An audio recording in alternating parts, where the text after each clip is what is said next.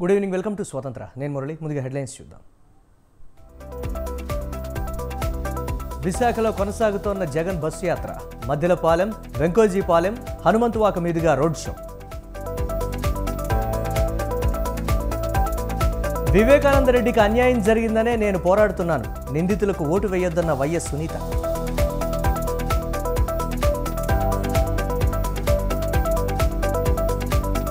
ఎన్నికల తర్వాత హరీష్ రావు చేసిన అక్రమాల చిట్టా విప్పుతాం. అధికారంలో ఉన్నామనే భ్రమతో మాట్లాడుతున్నారన్న మైనంపల్లి.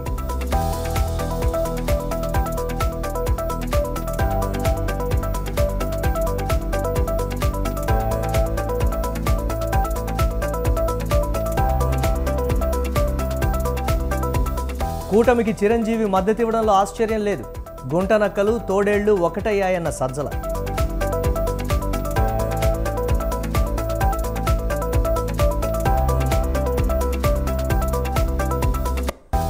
కాంగ్రెస్ అగ్రనేత రాహుల్ గాంధీకి అస్వస్థత. జార్ఖండ్లో కూటమి ర్యాలీకి హాజరు కాలేరన్న జయరాం రమేష్.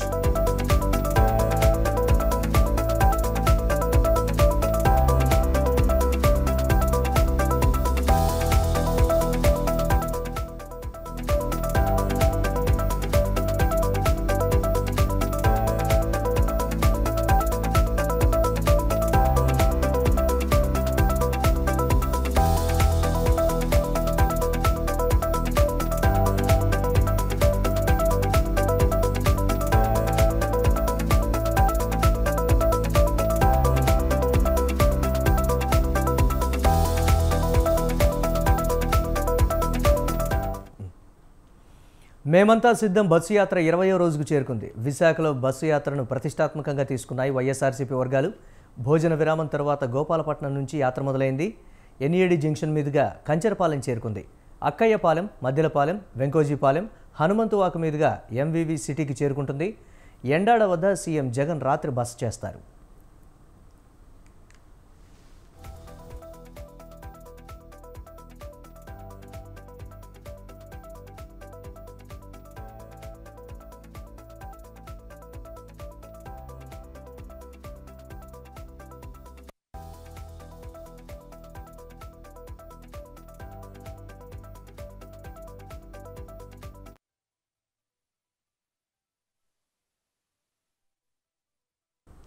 బస్సు యాత్రకు జనం అడుగడుగునా నీరాజనాలు పలుకుతున్నారు. మేమంతా సిద్ధం బస్సు యాత్రలో భాగంగా విశాఖ రోడ్ షో గ్రాండ్గా ప్లాన్ చేసింది వైసీపీ.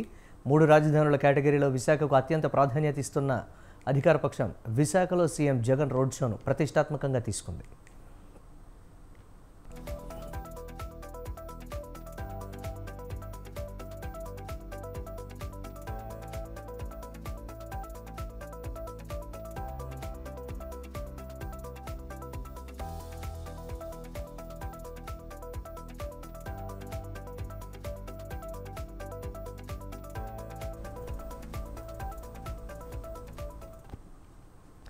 రెండు 2019లో జగన్ వేవ్తో 175 అసెంబ్లీ సీట్లకు 151 గెలిచిన విశాఖ నగరంలో విజయకేతనం ఎగురవేయలేకపోయింది YCP. Visakha south, Visakha north, Visakha west, Visakha east 4 సీట్లలో గెలవలేకపోయింది వైసీపీ. ఈసారి నగరంలోని 4 అసెంబ్లీ సీట్లను క్లీన్ స్వీప్ చేసేందుకు అధికార పార్టీ పావులు కదుపుతోంది. గత ఎన్నికల్లో ఉత్తరాంధ్రలోని మొత్తం 34 అసెంబ్లీ సీట్లలో వైఎస్ఆర్సీపీ 28 సీట్లను సాధించింది. విశాఖ సిటీలోని 4 సీట్లు, శ్రీకాకుళం జిల్లాలోని టెక్కలి, ఇచ్చాపురం సీట్లు మాత్రమే కోల్పోయింది. ఈసారి వై నాట్ 175 వ్యూహంలో భాగంగా వీటన్నిటినీ తన ఖాతాలో వేసుకోవాలని చూస్తోంది అధికార పక్షం. అమరావతిని శాసన రాజధానిగా ఉంచి విశాఖను కార్యనిర్వాహక రాజధానిగా ప్రకటించింది అధికార వైసీపీ.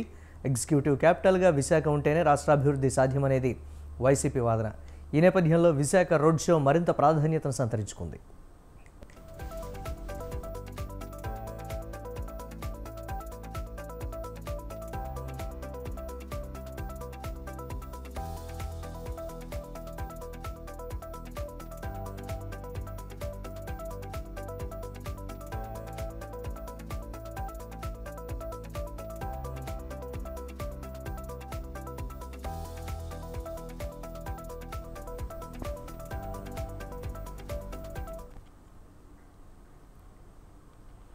చంద్రబాబు అధికారం కోసం ఆరాటపడుతున్నారని ఏపీ ప్రభుత్వ సలహాదారు సజ్జల రామకృష్ణారెడ్డి అన్నారు. జగన్ ఒంటరిగా ఎదుర్కోగలేకనే చంద్రబాబు కూటమిగా వస్తున్నారని అన్నారు. జగన్ ఒకవైపు, గుంటనక్కలు, తోడేళ్లు ఇంకోవైపు ఉన్నాయన్నారు. పవన్ ఏ రోజు నాయకుడిలా వ్యవహరించలేదన్న సజ్జల చంద్రబాబు కోసమే పవన్ కళ్యాణ్ పార్టీ పెట్టారని ఆరోపించారు. చంద్రబాబు ఏం చెబితే పవన్ అది చేస్తారని అన్నారు. సార్వత్రిక ఎన్నికల్లో వైసీపీ ఘన విజయం సాధిస్తుందని, ఈసారి 151 కంటే ఎక్కువ సీట్లు సాధిస్తామని ధీమా వ్యక్తం చేశారు.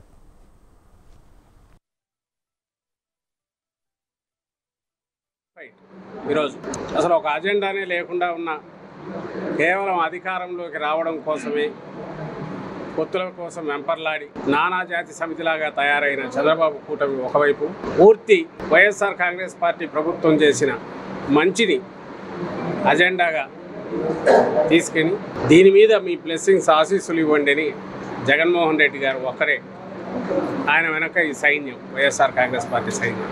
ఇది స్ట్రైట్ ఫైట్ ఈరోజు. అందుకు ఒప్పుకోవాలి. చంద్రబాబు నాయుడు ఏం చేశాడంటే ఈ నానాజాతి సమితిలో కనపడిన వాళ్ళందరినీ కలిసుకొని ఒక పక్క నిలబడి మనం ఏం చేసామో ప్రజలకు తెలియాలి, ఆ ప్రాతిపదిక మీదే ప్రజలు నిర్ణయం తీసుకోగలగాలి అనే ఆలోచన కలిగిన జగన్మోహన్ రెడ్డి గారు మా పార్టీ వైఎస్ఆర్ కాంగ్రెస్ పార్టీని ఒకరు. కాబట్టి ప్రజలు నిర్ణయం తీసుకోవడం అనేది తన ఆలోచనలో స్పష్టత ఎప్పుడు లేదు. తాను ఎందుకు రాజకీయాలనేది దీంట్లో అడుగు పెట్టాడో తెలియదు.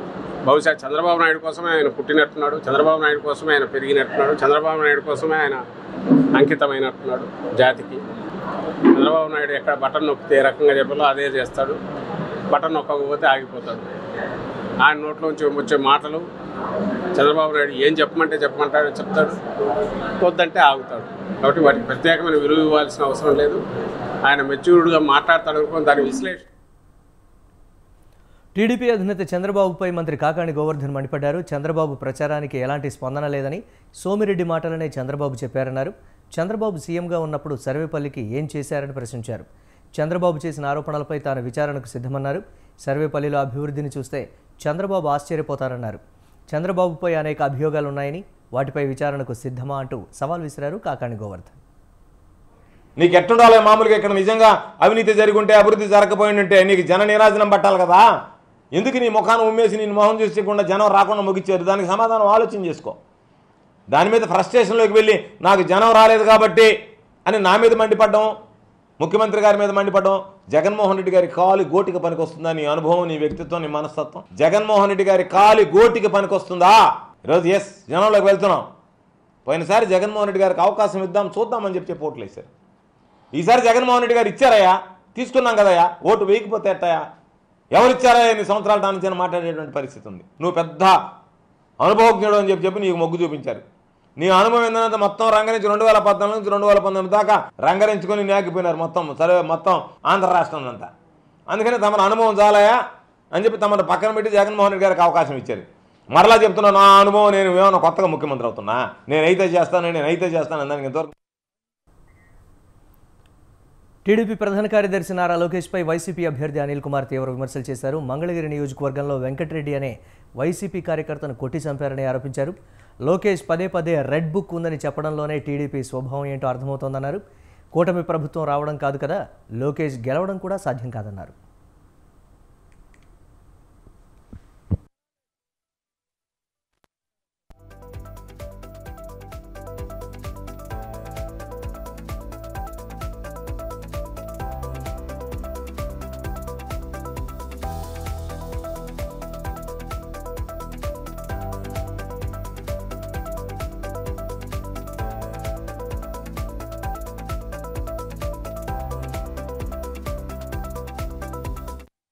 రెండోసారి ఒక భయంతో ఈరోజు ఒక కార్యకర్తని ప్రచారంలో ఉండగా కొట్టి బ్రెయిన్ డెడ్ అయి చనిపోవడం జరిగింది. ఈరోజు రాష్ట్ర ప్రజలందరూ కూడా చూశారు.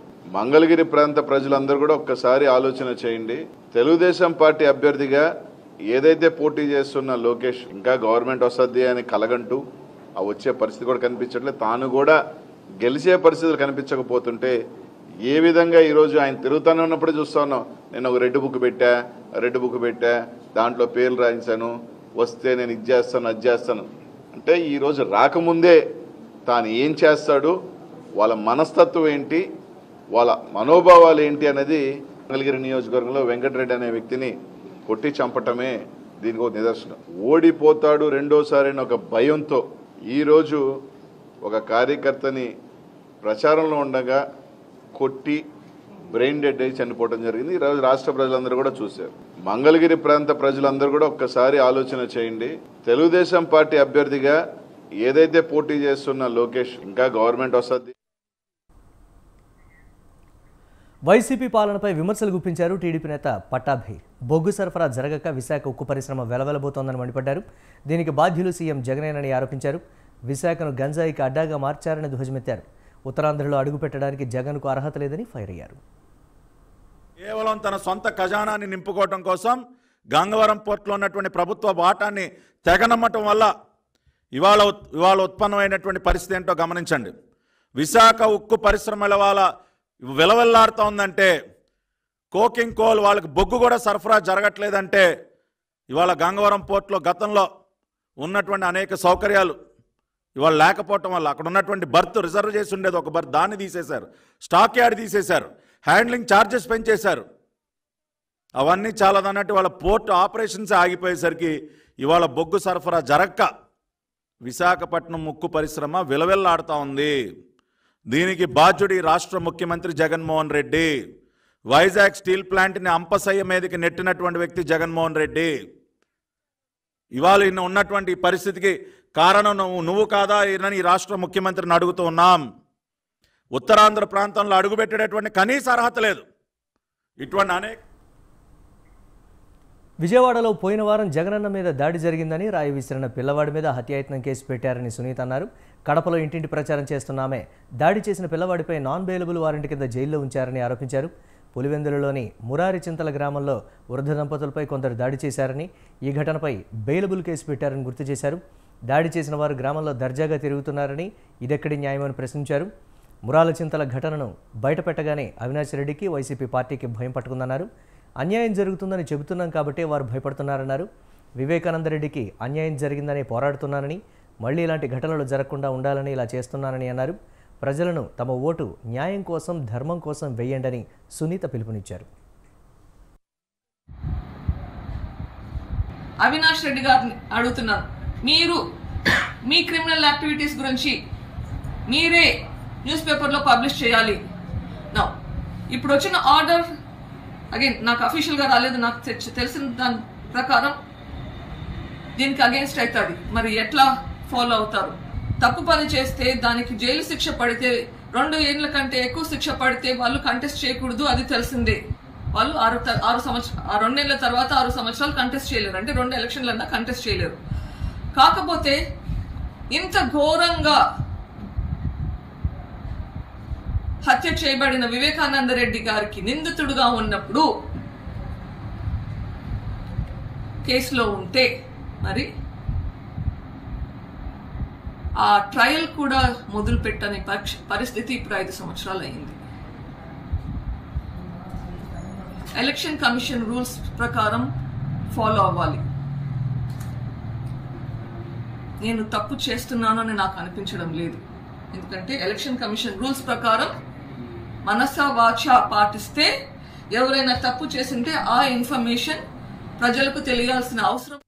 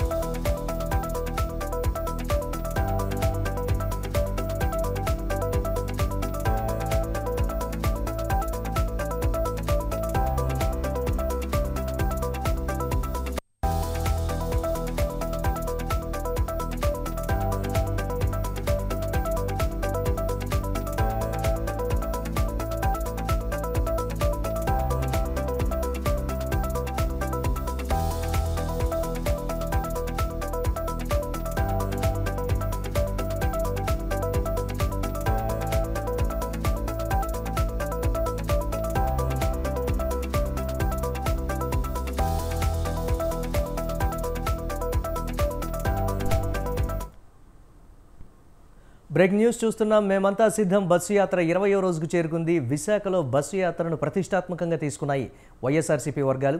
భోజన విరామం తర్వాత గోపాలపట్నం నుంచి మొదలైన యాత్ర విశాఖపట్నం చేరుకుంది. అక్కయ్యపాలెం, మద్దెలపాలెం, వెంకోజీపాలెం, హనుమంతవాకు మీదుగా ఎంవీవీ సిటీకి చేరుకుంటుంది. ఎండాడ వద్ద సీఎం జగన్ రాత్రి బస చేస్తారు.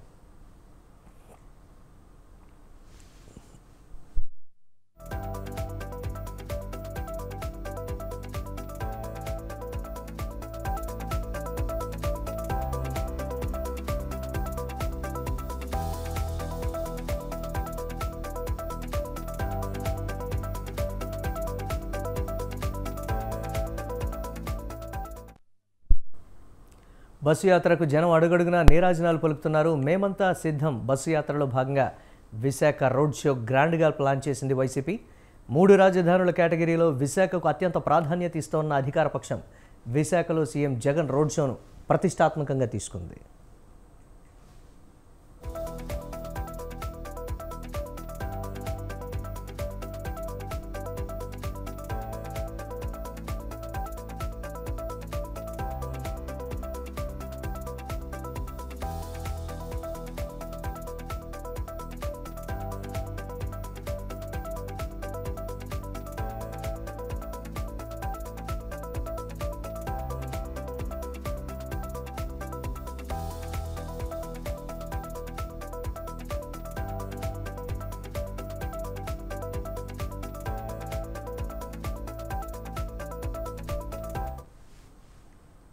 రెండు 2019లో జగన్ వేవ్తో 175 అసెంబ్లీ సీట్లకు 151 గెలిచిన విశాఖ నగరంలో విజయకేతనం ఎగురలేకపోయింది వైసీపీ.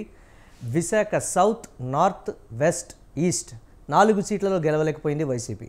ఈసారి నగరంలోని 4 అసెంబ్లీ సీట్లను క్లీన్ స్వీప్ చేసేందుకు అధికార పార్టీ పావులు కదుపుతోంది. గత ఎన్నికల్లో ఉత్తరాంధ్రలోని మొత్తం 34 అసెంబ్లీ సీట్లలో వైఎస్ఆర్సీపీ 28 సీట్లను సాధించింది. విశాఖ సిటీలోని 4 సీట్లు, శ్రీకాకుళం జిల్లాలోని టెక్కలి, ఇచ్చాపురం సీట్లు మాత్రమే కోల్పోయింది.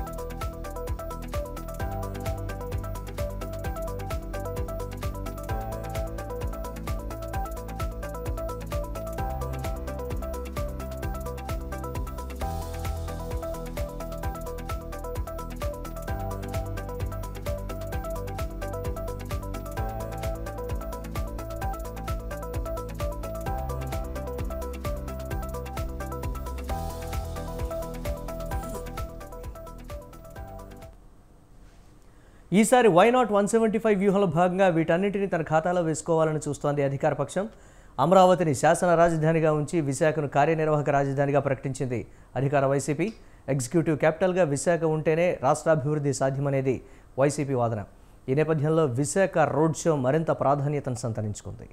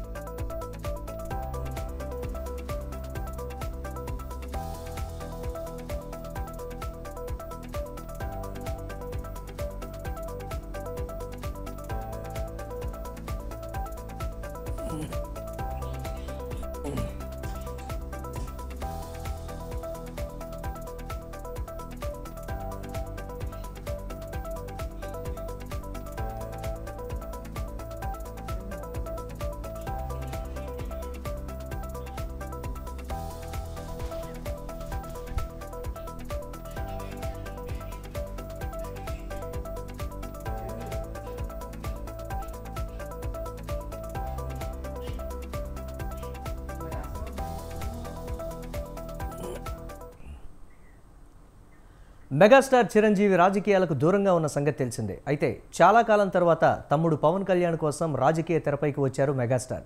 కూటమి అభ్యర్థులకు మద్దతుగా ఓ వీడియో కూడా చేశారు. ఇప్పుడు ఈ వ్యవహారమే ప్రస్తుత రాజకీయాల్లో దుమారం రేపుతోంది. కాంగ్రెస్లో ఉన్న చిరు ఎన్డీఏ కూటమికి ఎలా మద్దతిస్తారంటూ నెట్టింట విమర్శలు వెల్లువెత్తుతున్నాయి.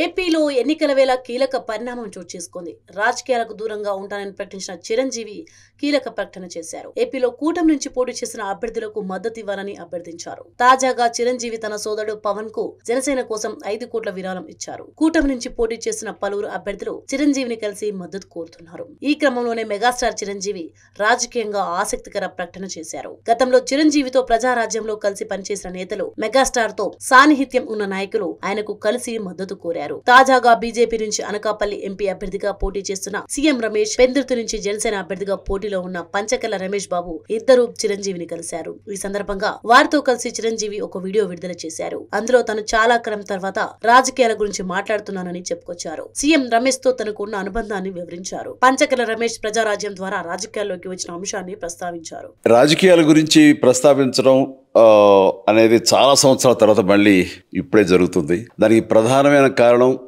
తమ్ముడు పవన్ కళ్యాణ్, అలాగే చంద్రబాబు నాయుడు గారు తెలుగుదేశం నుంచి, బీజేపీ నాయకత్వం, వీళ్ళందరూ ఒక కూటమిగా ఏర్పడ్డారు. అది చాలా సంతోషం, మంచి పరిణామం. ఈ సందర్భంగా మరీ ముఖ్యంగా ఈ రోజున నేను ఇట్లాగా మాట్లాడడానికి ప్రధానమైన కారణం నా మిత్రుడు, చిరకాల మిత్రుడు సీఎం రమేష్, అట్లాగే పంచగల్ రమేష్ రాజకీయంగా అరంగేట్రం చేసింది నా బ్లెస్సింగ్స్ తోటి. తమ్ముడు పవన్, చంద్రబాబు బీజేపీ కలిసి పోటీ చేసిన సమయంలో సీఎం రమేష్ ను గెలిపించుకోవడం ద్వారా ఢిల్లీ ద్వారా మంచి చేస్తారనే ఆశాభావం వ్యక్తం చేశారు. సీఎం రమేష్ పంచకల్ల రమేష్ ను గెలిపించాలని కోరారు. వారికి తన మద్దతు ప్రకటించారు. కొద్ది కాలం క్రితం తమ్ముడు పవన్ రాజకీయంగా ఉన్నత స్థానాల్లో ఉండాలని తాను కోరుకుంటున్నానంటూ చిరంజీవి చేసిన వ్యాఖ్యలు అప్పట్లో వైరల్ అయ్యాయి. అయితే చిరంజీవి రాజకీయంగా ఎక్కడా ప్రత్యక్షంగా ప్రమేయం లేకుండా జాగ్రత్త పడ్డారు. తాజాగా చిరంజీవిని సోదరులు నాగబాబు, పవన్ కలిశారు. వారికి 5 కోట్ల రూపాయల విరాళం చిరంజీవి అందించారు. దీని ద్వారా జనసేనకు పరోక్షంగా మద్దతు ప్రకటించారు. పంచగల్ రమేష్ అండ్ సీఎం రమేష్ గారు వీరు నాకు కావలసిన వాళ్ళు ఇద్దరు కూడాను అనకాపల్లి కాన్స్టిట్యున్సీ లో ఎంపీ క్యాండిడేట్ గా, అలాగే పెందుర్తి ఎమ్మెల్యే క్యాండిడేట్ గా వీరు నిలబడటం అన్నది నాకు చాలా సంతోషంగా ఉంది. ఎందుకంటే ఇద్దరు చాలా మంచి వాళ్లే కాకుండా సమర్థవంతులు. ఇలాంటి వాళ్ళు అలాంటి కాన్స్టిట్యున్సీకి, దాని అభివృద్ధికి ఎంతగానో దోహదపడతారు అనే నమ్మకం నాకు చాలా ప్రగాఢంగా ఉంది. ముఖ్యంగా సీఎం రమేష్ గారికి కేంద్రంతో ఉన్నటువంటి సంబంధాలు, అనుబంధం ఇది మరీ మరీ ప్రత్యేకం. అనకాపల్లి కాన్స్టిట్యున్సీ అభివృద్ధికి ఈయన పరిచయాలు, కేంద్రంతో ఈయనకున్న సత్సంబంధాలు ఎంతో ఉపయోగపడతాయి. తద్వారా రమేష్ అలాగే మిగతా ఎమ్మెల్యేలు అందరూ కూడా ఎవరైతే అభివృద్ధి చేయాలి ఆయా ఎమ్మెల్యే నియోజకవర్గాలు అనుకున్నారో అవన్నీ కూడా సజావుగా సాగిపోతాయంటానికి దాని వెనకాల సీఎం గారి కృషి డెఫినెట్గా ఉంటుందంటే ఎలాంటి సందేహం లేదు. అండ్ వీరి నాయకత్వంలో మిగతా వాళ్ళ ఎమ్మెల్యేలు అందరూ కూడాను కలిసికట్టుగా అనకాపల్లి అభివృద్ధికి ఎంతగానో దోహదపడతారు అండ్ రిజల్ట్ చూపిస్తారన్న ప్రగాఢ విశ్వాసం ఉంది. కాబట్టి వీళ్ళిద్దరి గురించి ఈరోజు ప్రస్తావిస్తున్నాను. మీ అందరి ఆశీస్సులు వీళ్ళకి ఉంటాయని ప్రగాఢంగా నమ్ముతూ సెలవు తీసుకుంటున్నాను. ప్లీజ్ వారిని గెలిపించండి. అనకాపల్లి నియోజకవర్గం యొక్క అభివృద్ధిని మనందరం చూస్తాం.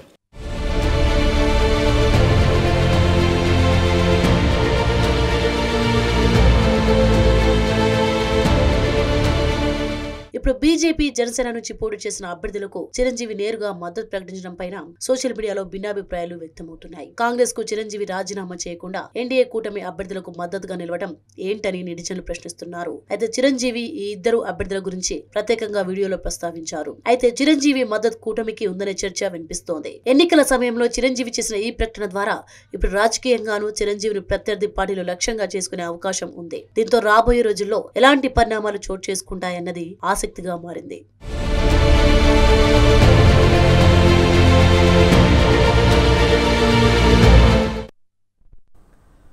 కాంగ్రెస్ ప్రభుత్వం ఇచ్చిన హామీలను నెరవేర్చలేదని బీఆర్ఎస్ ఎమ్మెల్యే వివేకానంద గౌడ్ ఆరోపించారు. సీఎం రేవంత్ బహిరంగ సభల్లో అభ్యంతరకర భాషను వాడుతున్నారన్నారు. రేవంత్ సీఎం అయిన 4 నెలలకే ప్రజలు విశ్వాసం కోల్పోయారన్నారు. 6 గ్యారంటీల పేరుతో ప్రజలను మోసం చేస్తున్నారని మండిపడ్డారు. రాష్ట్రంలో ప్రజలు సాగు, త్రాగునీరు, కరెంటు లేక ఇబ్బందులు ఎదుర్కొంటున్నారన్నారు. ప్రజా సమస్యల పేరుతో బీఆర్ఎస్ ఎమ్మెల్యేలను పిలిపించుకొని కాంగ్రెస్ కండువా కప్పే ప్రయత్నం చేస్తున్నారని వివేకానంద ఆరోపించారు.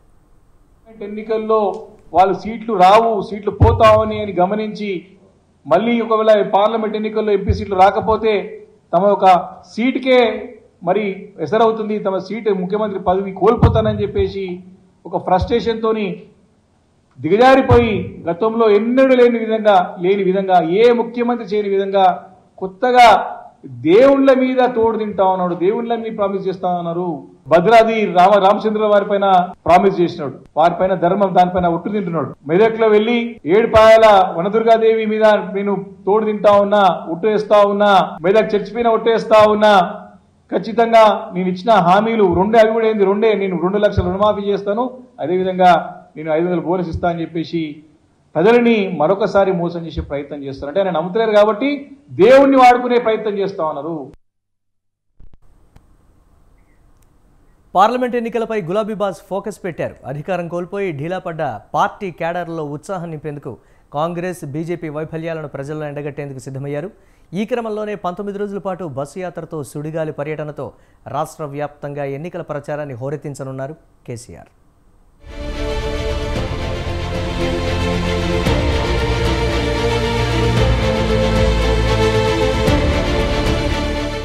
పార్లమెంట్ ఎన్నికల పోరు తెలంగాణలో హోరాహోరీగా సాగుతోంది. ప్రధాన పార్టీలైన బీజేపీ, బీఆర్ఎస్, కాంగ్రెస్ల మధ్య త్రిముఖ పోరు నెలకొంది. ఈ క్రమంలో గెలుపే లక్ష్యంగా వ్యూహాత్మకంగా ముందుకు సాగుతోంది బీఆర్ఎస్. అధికారం కోల్పోయి గడ్డు పరిస్థితులు ఎదుర్కొంటున్న వేళ పార్లమెంట్ ఎన్నికల్లో అయినా గెలిచి తమ సత్తా చాటాలని భావిస్తోంది. ఈ క్రమంలోనే ప్రచారాన్ని ముమ్మరం చేయనున్నారు గులాబీ బాస్. అయితే ఈ ప్రచారంలో నయా ప్లాన్తో కేసీఆర్ ముందుకు సాగనున్నారు. గతానికి భిన్నంగా బహిరంగ సభలకు బదులుగా బస్సు యాత్రకు కేసీఆర్ శ్రీకారం చుట్టనున్నారు. ఈ నెల 24 నుంచి 17 రోజుల పాటు ప్రజాక్షేత్రంలో ఉండనున్నారు. రాష్ట్ర వ్యాప్తంగా కార్నర్ మీటింగ్స్, రోడ్ షోలతో ప్రచారాన్ని హోరెత్తించనున్నారు.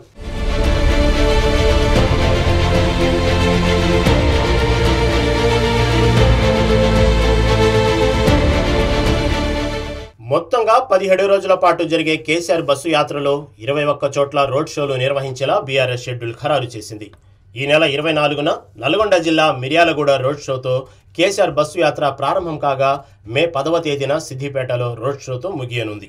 కేసీఆర్ బస్సు యాత్ర వేళ ఆయన బస చేసే ప్రాంతాల్లోనే పార్టీ శ్రేణులు, ఉద్యమ సమయంలో తనతో కలిసిన నేతలు, మేధావులతో సమావేశాలు నిర్వహించే అవకాశం ఉంది.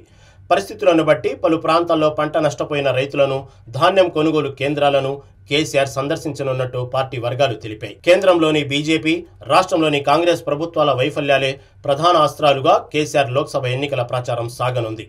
ఇదే సమయంలో 10 ఏళ్ల బీఆర్ఎస్ హయాంలో రాష్ట్రంలో అమలు చేసిన అభివృద్ధి, సంక్షేమ కార్యక్రమాల లబ్ధిని కూడా వివరించనుంది బీఆర్ఎస్.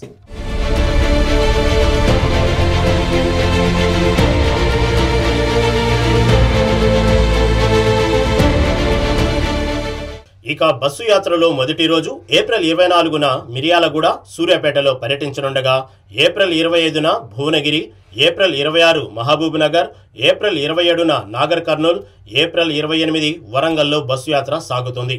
ఆ తర్వాత ఏప్రిల్ 29న ఖమ్మం, ఏప్రిల్ 30న తల్లాడ, కొత్తగూడెం, మే 1న మహబూబాబాద్లో, అలాగే మే 2న జమ్మికుంట, మే 3న రామగుండం, మే 4న మంచిర్యాల, మే 5న జగిత్యాల, మే 6న నిజామాబాద్, మే 7న కామారెడ్డి, మే 8న నర్సాపూర్, పటాన్చెరులలో కేసీఆర్ బస్సు యాత్ర సాగనుంది. మే 9న కరీంనగర్, మే 10న సిరిసిల్ల, సిద్దిపేటతో యాత్ర ముగియనుంది. మరి బీఆర్ఎస్ అధినేత వ్యూహం ఫలిస్తుందా? లోక్సభ ఎన్నికల్లో గులాబీ సత్తా